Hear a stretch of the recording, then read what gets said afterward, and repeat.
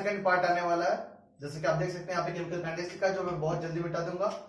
और आज हम लोग जो जो पढ़ने वाले हैं उसके पहले थोड़े क्वेश्चंस लगाएंगे। तो जो हम लोग पिछले लेक्चर में पढ़े थे उसके आगे ही आज हम लोग कंटिन्यू करने जा रहे हैं। तो हो सकता है कि आप पहली बार हमारे वीडियो पे आए होंगे या पहली बार आप ये देख रहे होंगे तो आपको पुराना कॉन्सेप्ट एकदम नहीं आ रहा होगा। तो ठीक इसके ठीक पहले आप देख सकते हैं मैंने केमिकल काइनेटिक्स पार्ट 1 करके एक वीडियो अपलोड किया है, उसको अगर आप देख लेंगे तो ये आपको समझ में आएगा। बट अगर आप इस पे आ गए तो हमें अच्छी तरह पता है कि आप नहीं जाएंगे पीछे। तो हम कोशिश करेंगे कि पिछला वाला भी इसी में कवर कर दें इन द सेंस क्वेश्चन के वक्त जो थोड़ी सी थ्योरी बहुत डिटेल में समझाते हैं उसको मैं छोटे में बता दूंगा। तो थोड़ा सा पुराने वाले पर भी बात कर लेते हैं नए जाने के पहले, ठीक है। तो पिछली बार हम लोगों ने पढ़ा था कि केमिकल काइनेटिक्स के यूजेस क्या है, ये चैप्टर पढ़ना क्यों इंपॉर्टेंट है। उसके बाद हम लोगों ने ये भी देखा था कि केमिकल काइनेटिक्स में रेट कैसे लिखते हैं, ठीक है। और कोई भी रेट ऑफ डिसअपियरेंस हो गया, रिएक्टेंट का और प्रोडक्ट का रेट ऑफ अपीयरेंस, ये सारी चीजें कैसे होती हैं। जिसमें हम लोगों ने दो टर्म और पढ़ा था, एवरेज और इंस्टेंटेनियस, कि एवरेज रेट क्या होता है, इंस्टेंटेनियस रेट क्या होता है। तो एवरेज जो हम लोग पूरी जिंदगी से जानते आ रहे हैं, एवरेज क्या होता है, किसी टाइम इंटरवल में अगर हम कुछ निकालते हैं उसको हम एवरेज बोलते हैं। रेट पे अगर हम बात कर रहे हैं तो टाइम इंटरवल। अब जैसे आपसे एवरेज बोलेंगे तो आपके दिमाग में सबसे पहले आएगा कि हाँ एवरेज हाइट सारे लोगों की क्या होगी, तो सबसे टॉल स्मॉल सबको लेंगे तो बीच में जो आता है वो आ जाता है एवरेज हाइट। बट अगर हम टाइम के हिसाब से बात करें, रेट में एवरेज की बात करें, तो एक टाइम इंटरवल में हम बात करते हैं instantaneous at a particular time, यानी कि dt। अब देखिए जो पुराना था कि जब हम एवरेज रेट की बात करते हैं तो डेल्टा टी पे हम बात करते हैं, जो कि एक वैल्यू होता है।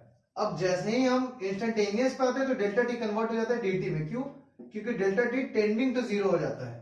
अगर टाइम बहुत ही छोटा ले ले, दो टाइम के बीच का गैप हम बहुत छोटा ले लें, tending to zero, it's like zero से एकदम नियरेस्ट वाला नंबर, तो 0.0001, ठीक है। तो इतना छोटा नंबर अगर हम ले ले तो डेल्टा टी कन्वर्ट हो जाता है dt। तो dt आते ही हमारा क्या हो जाता है, इंस्टेंटेनियस हो जाता है, ठीक है। तो इसके ऊपर आज हम लोग थोड़ा क्वेश्चन करते हैं एवरेज और इंस्टेंटेनियस के ऊपर, जो आपके एनसीईआरटी में ऑलरेडी दिए हुए हैं।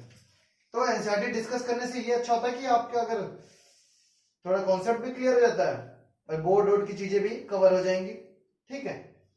तो सबसे पहले एक इंस्टेंटेनियस देखते हैं या एवरेज ही देख लेते हैं। एवरेज के लिए बता देते हैं। देखिए एवरेज का एक क्वेश्चन दिया हुआ 4.1, बहुत ही लंबा टेबल है जिसमें टाइम पे इन्होंने ग्राफ प्लॉट किया, 0 पे, 50 सेकंड पे, 100 सेकंड पे, 150, 200, इस तरह पूरा एक टेबल बनाया है। सारा एक टेबल पे टाइम दिया हुआ है। उसके ठीक बगल में ये कंसंट्रेशन का भी टाइम दिया, T1 T2। अब रेट निकालने के लिए क्या होगा, अगर रेट एवरेज निकालना है तो कंसंट्रेशन का माइनस, यानी कि हमारा क्या होता है, अगर आप पुराना वाला वीडियो देखे होंगे तो आपको पता होगा, बट ऐसे भी क्या होता है मैं बता देता हूं, C2 यानी कंसंट्रेशन सेकेंड टाइम पे माइनस कंसंट्रेशन फर्स्ट टाइम पे रेट रिएक्टेंट का अपॉन T2 माइनस T1, ठीक है। तो ये हमारा आर एवरेज होता है। ऐसा ही क्वेश्चन दिया है जिसमें टेबल बना के C2 दिया हुआ है, C1 दिया हुआ है, T2 दिया हुआ है, T1 दिया हुआ है। तो ये प्रैक्टिस के लिए है। तो आपका जो टेबल नंबर 4.1 वाला क्वेश्चन है, आप सारे लोग प्लीज इसको एक बार कीजिए और मेरा यकीन मानिए आपको बहुत अच्छे से ये समझ में आएगा। इसमें कुछ भी ऐसा नहीं है जो नहीं आएगा या डाउट होगा, ठीक है। अब जैसे इस चीज को देख रहे हैं, ऐसा ही इन्होंने एक ग्राफ बनाया है, इंस्टेंटेनियस का बनाया है कि ऐसे ग्राफ प्लॉट कर दिया। रुकिए थोड़ा नीट एंड क्लीन वर्क करते हैं। अब केमिकल काइनेटिक्स आप समझ चुके हैं कि चल रहा है, ठीक है। तो एक इन्होंने फिर से एक टेबल बनाया हुआ है,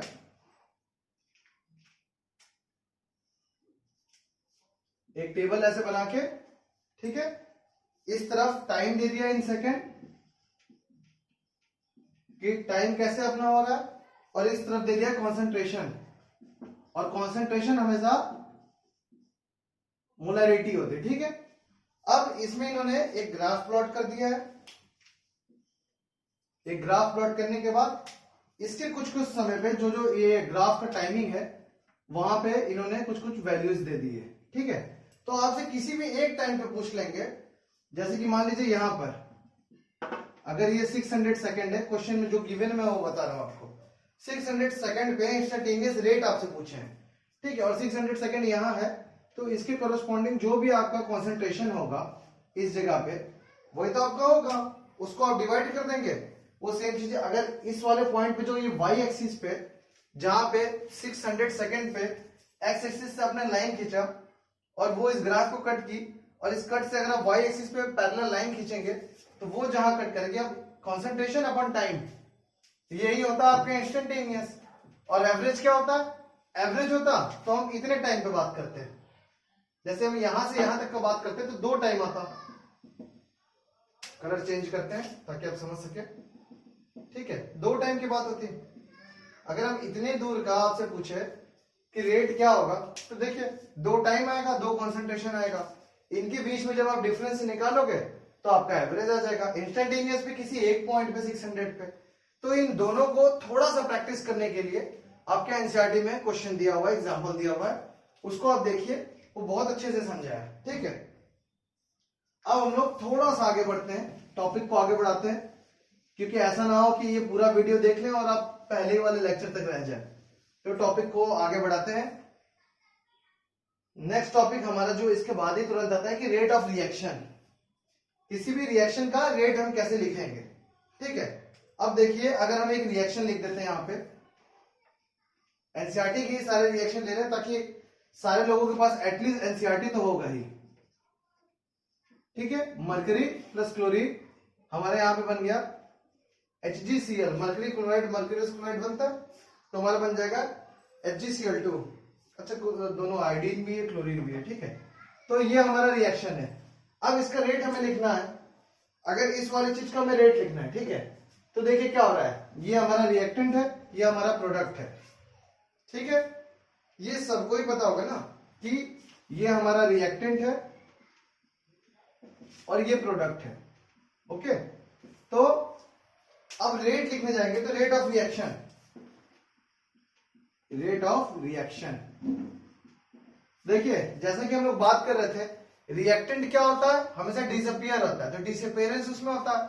और प्रोडक्ट क्या होता है, हमेशा बनता है, अपीयरेंस होता है, तो रेट ऑफ अपीयरेंस। तो रेट ऑफ रिएक्शन लिखेंगे तो ये दोनों चीजों को कैसे सेपरेट कर देगा, बस एक माइनस साइन के साथ ये दोनों चीजों को सेपरेट कर देगा, ठीक है। तो रेट ऑफ रिएक्शन लिखेंगे। अगर हम मरकरी के केस में लिखें, यानी इसके केस में, इसके केस में अगर हम लिखें तो क्या होगा, ये घट रहा है लगातार, यानी माइनस ऑफ माइनस क्यू, क्योंकि ये रिएक्टेंट साइड है, upon delta change in average वाला जो साइन है, कॉन्सेंट्रेशन, ये जो स्क्वायर ब्रैकेट है ये कॉन्सेंट्रेशन बता देता है, ठीक है। तो change in concentration upon change in time, ये किसका रेट है, रेट ऑफ रिएक्शन, ये मरकरी के केस में आ गया, ठीक है।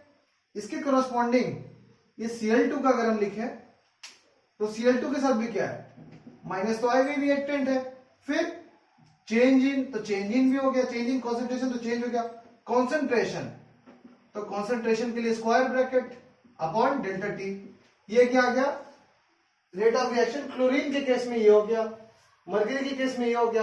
अब इन सबसे जो बन रहा है हमारा प्रोडक्ट, प्रोडक्ट क्या होगा, माइनस नहीं आएगा, क्यों, क्योंकि ये बन रहा है, तो पॉजिटिव, पॉजिटिव से रेट ऑफ चेंज, यानी रेट ऑफ चेंज आ गया delta, concentration of HgCl2 upon delta T, तो ये आ गया हमारा रेट ऑफ रिएक्शन, ठीक है। ये साफ साफ दिख रहा है आपको कि ये हमारा रेट ऑफ रिएक्शन है। इसी चीज के फॉर्मूला को पिछले क्लास में हम लोग डिस्कस किए थे।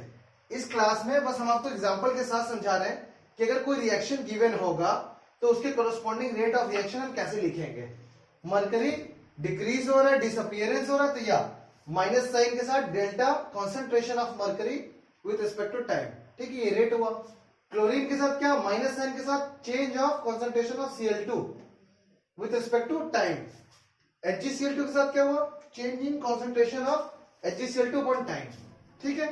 तो ये हमारा बहुत ही सिंपल सा इस तरीके से हो गया। अब इसी एग्जांपल को थोड़ा सा चेंज करते हैं, जो कुछ अलग चीजें बताएंगे। ये सारी चीजें लिखे रहने देते हैं अपनी मेहनत को कम करते हुए, ठीक है।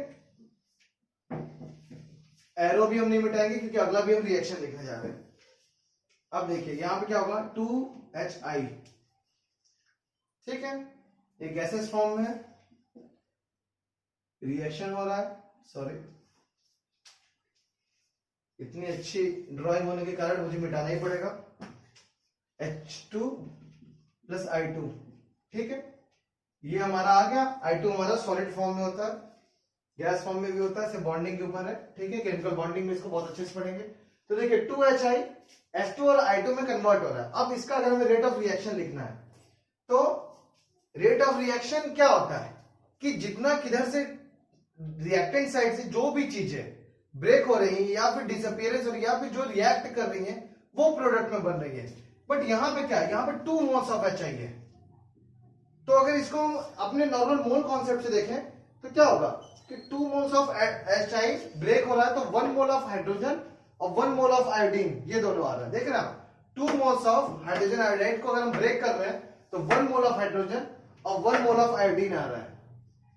तो इसका मतलब क्या है कि HI को अगर हमने ऐसे रेट ऑफ रिएक्शन फिर लिखा सेम, देखिए -9 rate of change of hydrogen iodide का कॉन्सेंट्रेशन अपॉन डेल्टा टी। चलो भाई इसको हमने मान लिया कि सही है। अब प्रोडक्ट साइड चलते हैं तो बनेगा क्या, पॉजिटिव H2 डेल्टा टी, ठीक है। Change of concentration of hydrogen क्योंकि ये प्रोडक्ट में तो प्लस अपॉन डेल्टा टी और नीचे ये क्या आ जाएगा delta change of I2 upon delta T, ठीक है। ये हो गया। अब देखो इसमें प्रॉब्लम क्या आ रहा है, इसके हिसाब से अगर देखेंगे तो ये क्या बता रहा है, जितने मोल यानी कॉन्सेंट्रेशन अपॉन टाइम ये जो रेट है इसके ही ठीक बराबर ये H2 भी है। बट हमारे रिएक्टेंट में तो ऐसा नहीं है ना, रिएक्टेंट में क्या है 2 मोल्स जब जा रहे हैं तो 1 मोल ये बन रहे हैं। पर यहां पे वो हमारी स्टैक्योमेट्री खराब हो गई एकदम कि यहां पे ये दोनों बराबर दिख रहे हैं। देखो कॉन्सेंट्रेशन क्या होता है, कॉन्सेंट्रेशन होता है, अब अगर नॉर्मल हम देखो अभी समझाने की कोशिश करें तो मैथमेटिकल तरीके से समझाते हैं। नॉर्मल कॉन्सेंट्रेशन है कॉन्सेंट्रेशन ऑफ HI। कॉन्सेंट्रेशन क्या होता है, number of mole upon volume, ठीक है। तो मोल अपॉन वॉल्यूम वो हमारा होता है कॉन्सेंट्रेशन।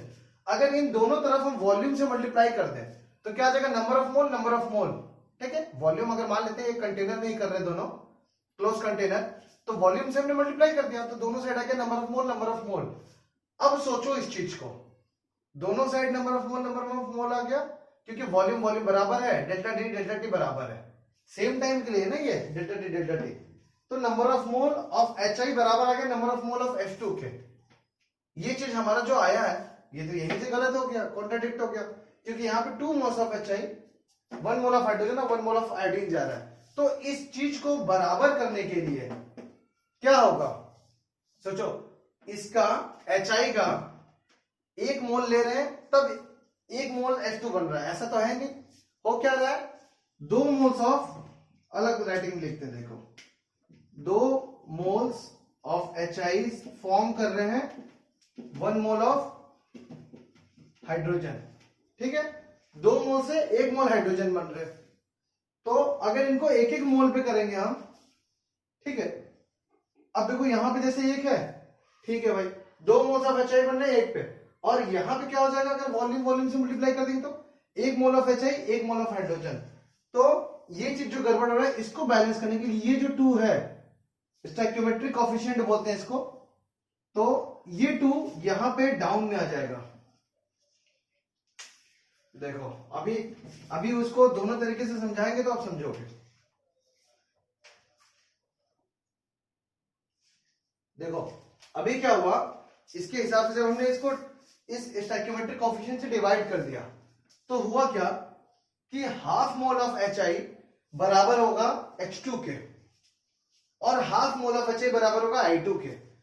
तो इसको अगर हाफ को 1 में कन्वर्ट करोगे तो क्या होगा, 2 से आप सारे रिएक्शन में मल्टीप्लाई कर दो, सारे इक्वेशन देखो 1 मोल ऑफ HI इक्विवेलेंट होगा 2 moles of hydrogen 2 moles of I2 के।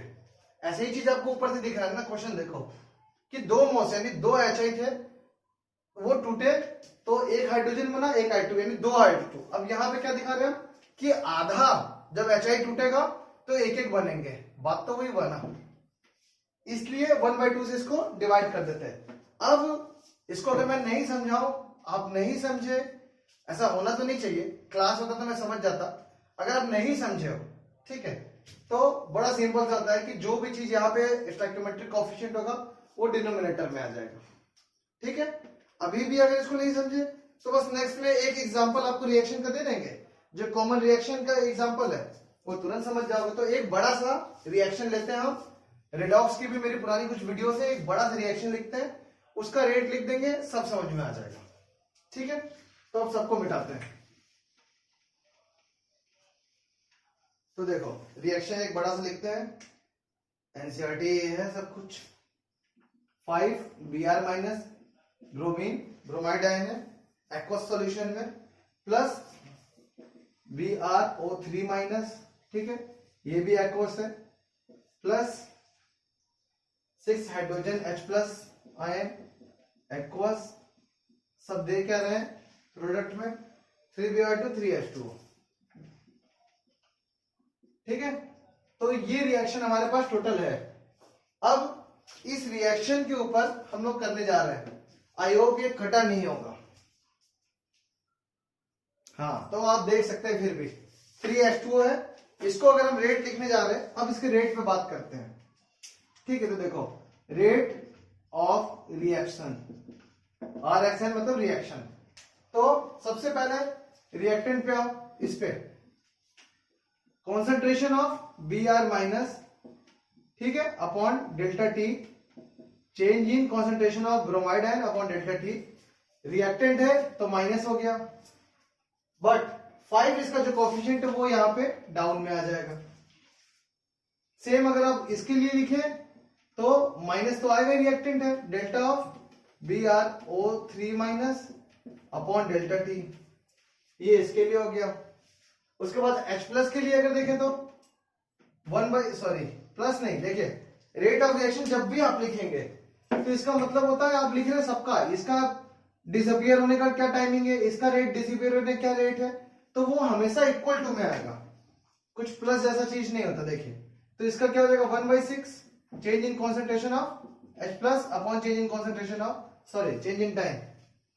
अब प्रोडक्ट साइड लिखेंगे, देखिए यहाँ पे अब ये गलती मैं किया हूं आप भी करेंगे, यहाँ पे माइनस आएगा, क्यों, क्योंकि ये रिएक्टेंट साइड है।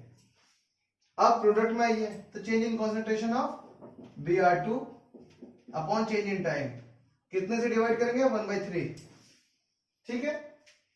वाटर के केस में 1/3 change in concentration of H2O upon delta T.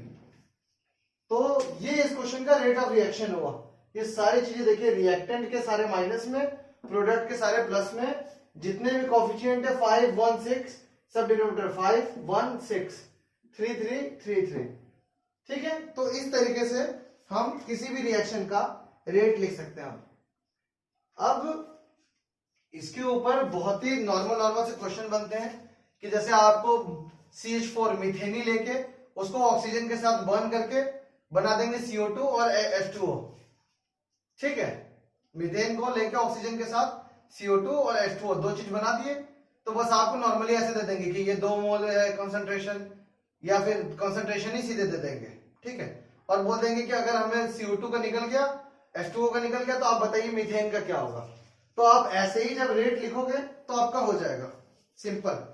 अगर आप चाहें तो हम 1-2 क्वेश्चन कर भी सकते हैं, बट बेटर ये होगा कि आप इस क्वेश्चन बहुत सिंपल है तो एग्जाम्पल इस पे दिया हुआ है, एग्जाम्पल है एनसीईआरटी का 4.2। इस क्वेश्चन को, इस चीज को देखने के बाद आप कीजिए, ठीक है। और बहुत ही सिंपल वे में हम आपको बता रहे हैं, कोई भी क्वेश्चन रेट के ऊपर कॉन्सेंट्रेशन दिया तो सबसे पहले आप ऐसे ही रेट लॉ पे लगा के सारा लिख लीजिए। उसके बाद आप खुद देखेंगे कि आपको समझ में आने लगा। टाइम दिया होगा डेल्टा टी की इतने टाइम इंटरवल में ये चीज मिल गया, कॉन्सेंट्रेशन अब आपको अगर Br माइनस दे दिया ये मिल गया, आपसे पूछ दिया ब्रोमीन का, डेल्टा टी इसमें भी सेम, डेल्टा टी इसमें भी सेम। डेल्टा टी नहीं दिया है तो भी काम हो जाएगा, क्योंकि डेल्टा टी सेम होता है। अब देखो कॉन्सेंट्रेशन इसका दिया है, इसका पूछा है, कितने के बराबर होंगे 5 का, बस स्टोइकियोमेट्रिक का मल्टीप्लाई करना है। तो ऐसे ही क्वेश्चन बहुत इजी होते हैं इस पे, ठीक है। केमिकल काइनेटिक्स मैथ्स वाले बच्चों के लिए सबसे इजी चैप्टर होना चाहिए, सबसे इजी, ठीक है। आइए नेक्स्ट पे चलते हैं टॉपिक पे, क्योंकि आज के दिनों में काफी मुश्किल होता है कि किसी को चैनल पे बैठाए रखना, कोई देख रहा हो। तो नेक्स्ट जो हमारा 4.2 टॉपिक स्टार्ट हुआ है, 4.2 टॉपिक है factor influencing rate of reaction. Factor influencing rate of reaction, ठीक है। रेट ऑफ रिएक्शन के बारे में हमें करना है, जिसमें सबसे पहले डिपेंडेंस ऑफ द कंसंट्रेशन, कि ऑब्वियसली कंसंट्रेशन रेट क्या लिख रहे हैं हम, change in concentration upon change in time. तो कॉन्सेंट्रेशन तो डिपेंड करेगा ही। जो सबसे पहला एक चीज इसमें सीखने लायक है वो है rate expression and rate constant. इसी चीज को आज हमें पढ़ाना था मेन, रेट एक्सप्रेशन और रेट कांस्टेंट, और नहीं एंड होगा, मैंने और लिखा है पर और होगा नहीं क्योंकि ये दोनों अलग अलग टॉपिक है। तो rate expression and rate constant, writing मैंने अच्छी नहीं लिखी है आई कैन सी, बट कोई नहीं, आप सुन भी तो रहे हो। तो rate expression and rate constant. तो सबसे पहले कोई भी, जैसे कि देखिए रेट ऑफ रिएक्शन दिखाए थे, अभी हम रेट एक्सप्रेशन लिखने जा रहे हैं। तो एक जनरल रिएक्शन लेते हैं, एकदम जनरल, एकदम ऐसा जनरल कि आप एकदम देखिए ए स्मॉल है स्टोइकियोमेट्रिक कोएफिशिएंट है, capital A plus B, B जो हमें दे रहे हैं small C capital C plus D, D. ठीक है, ये हमारा बहुत ही सिंपल सा एक हमने लिया हुआ रिएक्शन जिसके अंदर स्टोइकियोमेट्रिक कोएफिशिएंट क्या है, ए बी सी और डी, और ए कंपाउंड है बी सी और डी, ये सारे। अब इसका जो रेट एक्सप्रेशन होगा इसी से हम आगे का हमेशा करते रहेंगे। इसका रेट एक्सप्रेशन क्या होगा, देखो रेट एक्सप्रेशन हम हमेशा रिएक्टेंट साइड से लिखते हैं, तो इसमें एक के आएगा, सॉरी थोड़ा और पीछे से चलते हैं। रेट हमारा इस चीज का कोई भी रेट, देखो concentration of reactant of product हम हमेशा बराबर कर ही देते हैं, जो हमने एक क्वेश्चन पहले पढ़ा है, इसके ठीक पहले जो एक क्वेश्चन पढ़ रहे थे। तो इस जगह पे हमें ये देखना है रेट डायरेक्टली प्रोपोर्शनल होगा कॉन्सेंट्रेशन ऑफ ए, ठीक है, ए के कॉन्सेंट्रेशन के डायरेक्टली प्रोपोर्शनल होगा और कॉन्सेंट्रेशन ऑफ बी के,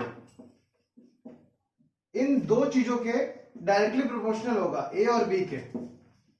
ठीक है, जो हमारा रेट है इन दो चीजों के ऊपर एकदम डायरेक्टली प्रोपोर्शनल होगा। बट अब इसमें हम जो कोएफिशिएंट लिख रहे हैं, हम लिख रहे हैं एक्स और वाई। ठीक है, हम ये वाले कोएफिशिएंट नहीं लिख रहे हैं ए और बी, हम एक्स वाई लिख रहे हैं। कोई भी रेट इस रिएक्शन का डायरेक्टली प्रोपोर्शनल होगा concentration of A concentration of B. ये एक्स वाई पावर आया है कि कितने नंबर ऑफ ए होंगे कितने नंबर बी होंगे हमें नहीं पता। अब इसको अगर हम चेंज करें तो यहां से रेट इक्वल टू क्या आ जाएगा, एक कांस्टेंट आ जाएगा के, जिस सबको पता है हमेशा प्रोपोर्शनलिटी कांस्टेंट जब भी हटता है तो एक के आता है। ठीक है, तो यहां पे आ जाएगा rate is equal to K concentration of A के power X concentration of B के पावर वाई। अब इस चीज के ये जो भी लोग सोच रहे होंगे कि ये चीज एक्स और वाई क्यों लिए हैं, तो इसको समझने के लिए थोड़ा देर वेट कीजिए, आप अच्छी तरीके से इस चीज को समझ जाएंगे कि ऐसा क्यों किया गया है। ठीक है, तो इसको देखिए, हम रेट पे यहां पहुंच गए, यहां से रेट आ जाएगा D R by D T, ठीक है, which comes out to be K A x B Y. ठीक है, अब ये जो रिएक्शन हमारा आया है ये हमारा काफी इंपॉर्टेंट है, इस एक्सप्रेशन को हमेशा याद रखिए आप। इस एक्सप्रेशन से ही आधे से ज्यादा चैप्टर में चीजें होंगी, कभी फर्स्ट ऑर्डर रिएक्शन होगा, सेकंड ऑर्डर होगा, कुछ भी होगा, हम इसी पे वैल्यू पुट करेंगे। इससे अब हम लोग आगे बढ़ते हैं, अभी देखते हैं। अब देखिए इसके बारे में क्या लिखा हुआ है कि ये जो आपका फॉर्म है, ये जो हमने एक एक्सप्रेशन लिखा है is known as differential rate equation, differential D R by D T, तो डिफरेंशियल रेट इक्वेशन इसको बोलते हैं, रेट इक्वेशन इसी को बोलते हैं। के जो हमारा आया है, के को हम बोलते हैं रेट कांस्टेंट। ये जो रेट आया है डायरेक्टली प्रोपोर्शनल का साइन हटाने के बाद क्या आया है, इसको हम बोलते हैं रेट कांस्टेंट। ओके, अब ये रेट लॉ का एक एक्सप्रेशन है, इसका मतलब क्या है, देखिए लिखा है the rate law is the expression in which reactants reaction rate is given in terms of molar concentration of each reactant, molar concentration of each reactant. ठीक है, molar concentration of each reactant, जो हमारा reaction में ए और B है उसी को लिखा है कि molar concentration of each reactant with each term raise to some power X और Y, raise to some power, कुछ पावर उसके ऊपर हम रखे हैं क्योंकि हमने एक्स वाई रखा, देखिए ए भी नहीं रखा है, अगर ए बी रखते तो हम सीधे बोलते कि stoichiometric coefficient, but X Y raise to some power, ठीक है, विच मे और may not be the same with the stoichiometric coefficient. अब देखिए रेट लॉ का आपसे कोई एक्सप्रेशन पूछे कि रेट लॉ एक्सप्रेशन होता क्या है, तो आप साफ साफ बोलेंगे कि रेट लॉ एक्सप्रेशन ये होता है जिसमें कि concentration of both the reactant क्या ईच रिएक्टेंट बोलो ए बी सबके ऊपर एक हम पावर रखते हैं, एक पावर ऊपर रखते हैं एक्स वाई या इमेजिनरी एक्स वाई कुछ पावर रखते हैं कोई नंबर, वो पावर स्टोइकियोमेट्रिक कोएफिशिएंट के बराबर हो भी सकता है और नहीं भी हो सकता है। ठीक है, इस चीज का जवाब आप जरूर जानना चाहोगे कैसे हो सकता है और कैसे नहीं हो सकता। तो अभी पूरा चैप्टर बचा है, इसी चीज के ऊपर हम लोग डिस्कस करेंगे, इसी चीज के ऊपर क्वेश्चन होगा, सारी चीजें होंगी। तो ये एक्स वाई ए बी के बराबर हो भी सकता है और नहीं भी हो सकता है, इसी चीज को अभी हमें समझना है। ठीक है, तो ऐसे बहुत सारी चीजें हैं। अब यहां से जब हमने ये लिख दिया तो अभी आपको मैं दिखाता हूं कि इससे हम क्या करेंगे। देखिए अब जैसे इस रिएक्शन की जगह हमें इसको दिमाग में याद रखिएगा, D R by D T is equal to K concentration of A के power X into concentration of B के पावर वाई। अब एक ये रिएक्शन ले लीजिए 2NO2 plus oxygen gives NO2। ठीक है, अब इसका अगर हमें रेट लिखना होगा, ठीक है, तो इसका रेट लिखने का मतलब क्या होगा कि रेट हम लिखेंगे रेट इज इक्वल टू के NO गैसियस है, ठीक है, इंटू O2, इस पे x इस पे y। ठीक है, इस पे x आ गया इस पे y आ गया। अब अगर आप एनसीईआरटी देखेंगे तो आपको पता चले कि रिएक्शन एनसीईआरटी में दिया है, ये x और y, इसके बारे में हम लोग थोड़ा डिटेल में समझते हैं, ये लास्ट चीज है। ठीक है, तो देखिए इस x y के बारे में हमें ये समझना है कि ये x और y, ये दोनों चीजें जो है x और y, इनको हम निकालते हैं एक्सपेरिमेंट के थ्रू। एक्सपेरिमेंट के थ्रू कैसे? अगर हमने कंसंट्रेशन ऑफ NO यानी इसको डबल किया, यानी इसकी वैल्यू अगर 2 थी हमने 4 किया, और आप सोचो रेट 4 टाइम्स आ गया। ठीक है, रेट हमने इसको 2 टाइम्स किया और रेट 4 टाइम आ गया। इसका क्या मतलब हुआ कि 2 के पावर x इक्वल टू 4। रुकिए थोड़ा बैस दिखाते हैं। अगर इसकी कॉन्सेंट्रेशन को जो एक्सपेरिमेंट में हम करते हैं, ठीक है, अगर हमने NO के कॉन्सेंट्रेशन को डबल कर दिया, तो डबल करते ही क्या हुआ, रेट हमारा, हमने ऐसा ऑब्जर्व किया कि रेट 4 टाइम्स हो गया। ठीक है, जब हमने कॉन्सेंट्रेशन ऑफ NO को डबल किया तो रेट हमारा 4 टाइम्स हो गया। तो क्या होगा, देखो नेक्स्ट इक्वेशन क्या बनेगा, 4 times of rate equal to K concentration of NO x। अब NO को हमने क्या किया था, ट्वाइस, तो 2 के पावर x और आ गया। ठीक है, तो यहां से क्या आया, 2 के पावर x बाहर आ गया, NO के पावर x और O2। अब यहां से अगर हम देखें तो क्या आएगा, देखो ये सारा चीज जो ये सारा चीज है, ये और ये देखो सेम बराबर है ना, रेट इज इक्वल टू के NO इंटू एक्स, और ये तो यहां से 4 टाइम्स ऑफ रेट अगर हम लिखें, और ये के NO और O2, के NO और O2 रेट इंटू 2 के पावर x, तो देखो रेट कट गया। अब 2 के पावर x 4 के बराबर कब होगा, 2 के पावर x 4 के बराबर कब होगा, जब x इक्वल टू 2 होगा, यानी 2 स्क्वायर इक्वल टू 4, यानी x कितना कि 2। तो हम बोलेंगे कि x हमारा क्या है, 2। सेम एक्सपेरिमेंट ऐसे y के साथ अगर करो और y पे कुछ फर्क ही ना पड़े, जब कंसंट्रेशन ऑफ O2 डबल किए तो रेट भी डबल हुआ, समझ रहे हो, यानी 2 के पावर y इक्वल टू कितना आया, 2, तो y कितना है, 1। तो ऐसे ही एक्सपेरिमेंट करके हम x और y निकालते हैं। जब x और y इसका अगर जैसे 2 आया यहां पे पुट किया और वो स्टोइकियोमेट्रिक कोएफिशिएंट के बराबर आ जाए तो हम बोलते बराबर आ गया, अदरवाइज हम बोलते नहीं आया। बट हम कभी नहीं बता सकते कि वो उतना ही होगा या क्या होगा। ठीक है, उसके लिए हमें एक्सपेरिमेंटल डेटा चाहिए होते हैं, और वो एक्सपेरिमेंटल डेटा गिवन होते हैं क्वेश्चन में। अगर आपसे किसी भी क्वेश्चन में पूछेगा कि रेट ये है, आप रेट किसी भी रिएक्टेंट का लिखो, और आपसे सीधे कभी नहीं पूछ ही नहीं सकता क्या बताओ रेट की क्या होगा, इसका रेट एक्सप्रेशन आपने लिख दिया। अब बताओ कॉन्सेंट्रेशन यहाँ पे पावर क्या होगा, इसके लिए आपको डेटा देगा प्रॉपर। ठीक है, आप एक भी क्वेश्चन करोगे आपको हल्का से भी आइडिया होगा। अब ये जब चीज हमारी आ जाती है, जब हम रेट लिखना सीख जाते हैं, तो उसके बाद नेक्स्ट चीज आता है ऑर्डर ऑफ द रिएक्शन, कि इस रिएक्शन का ऑर्डर क्या होगा। ठीक है, तो ऑर्डर के लिए तो हम नया हेडिंग में नहीं डालेंगे कि ऑर्डर ऑफ रिएक्शन क्या होता है। ऑर्डर ऑफ रिएक्शन इन दोनों का सम होता है, यानी कि अगर हम x प्लस वाई कर दें तो यही हमारा होगा ऑर्डर ऑफ रिएक्शन। ठीक है, अगर हमने x प्लस वाई कर दिया तो ये हमारा हो जाएगा ऑर्डर ऑफ रिएक्शन, यानी कि जो हमारा रेट एक्सप्रेशन में पावर होता है, कंसंट्रेशन ऑफ समथिंग के power x, concentration of something के पावर y, वही हमारा होता है ऑर्डर ऑफ रिएक्शन। अगर हम उनको ऐड कर दें तो सीधे हमारा ऑर्डर ऑफ रिएक्शन निकल जाता है। ठीक है, तो हमने आज तीन चीजें पढ़ी हैं, रेट एक्सप्रेशन, रेट कैसे लिखते हैं सारा सारा, रेट एक्सप्रेशन पढ़े, रेट कांस्टेंट पढ़े, और फिर ऑर्डर ऑफ द रिएक्शन पढ़े। ठीक है, कि ऑर्डर कैसे निकालते हैं। अब देखो ऐसे ही क्वेश्चन बता, अगर x प्लस वाई, ठीक है, x प्लस वाई जोड़ के 1 आ रहा है तो हम बोलेंगे फर्स्ट ऑर्डर रिएक्शन है, क्योंकि ये क्या है order of reaction. x plus Y जोड़ के 2 आ रहा है तो हम बोलेंगे क्या सेकंड ऑर्डर रिएक्शन है, थर्ड ऑर्डर रिएक्शन है। ऐसे ही हम करते हैं। तो अभी आपके सिलेबस में सेकंड ऑर्डर ही तक पढ़ते हैं, थर्ड ऑर्डर आप जान जाओ वो बहुत है, बस उसके ऊपर नहीं जानते। ठीक है, तो इंपॉर्टेंट सेकंड ऑर्डर तक ही है, जिसमें जीरो ऑर्डर भी आता है। कि जीरो ऑर्डर कैसे आएगा, सोचो x plus Y equal to zero, और x plus Y equal to zero कैसे होगा। और कॉमन सेंस लगाओ, ये x के पावर और y के पावर, ये निगेटिव में तो होंगे नहीं ऑब्वियसली, ये कंसंट्रेशन के साथ है। निगेटिव माने का मतलब क्या है, इसको डिनोमिनेटर में नहीं, निगेटिव नहीं होंगे। एक्स वाई हमेशा ग्रेटर देन जीरो होंगे।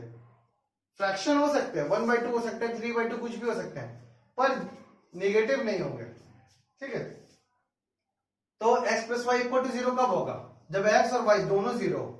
अब जब दोनों जीरो हो जाएंगे तो इसका मतलब समझते हो कि तुम कंसंट्रेशन जितना भी बढ़ाओ कुछ रेट पे फर्क ही नहीं पड़ेगा।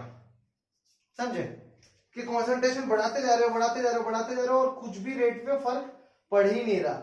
उसी को हम बोलते हैं, एक टॉपिक और भी पढ़ लेते हैं, वेट, जब हम यहां तक आ गए तो ऑर्डर ऑफ रिएक्शन देख लिए, इस रिएक्शन को भी हटा देते हैं, किसी काम का नहीं है। तो यहां से हमारा ऑर्डर ऑफ रिएक्शन आ गया। अब अगर ऑर्डर ऑफ रिएक्शन के बाद हम तुमसे पूछेंगे रेट कांस्टेंट की यूनिट निकालनी है, हमें इसकी यूनिट निकालनी है कि यूनिट क्या होगा, यानी यूनिट ऑफ रेट कांस्टेंट, जो कि बहुत अच्छा क्वेश्चन होता है, एक नंबर वाला। एक नंबर में ऐसे क्वेश्चन हमेशा आते रहते हैं कि यूनिट ऑफ रेट कांस्टेंट क्या होगा। तो रेट कांस्टेंट को अगर हम के को देखें सही से तो क्या होगा, देखो के का एक्सप्रेशन हम लिखेंगे तो क्या आएगा, रेट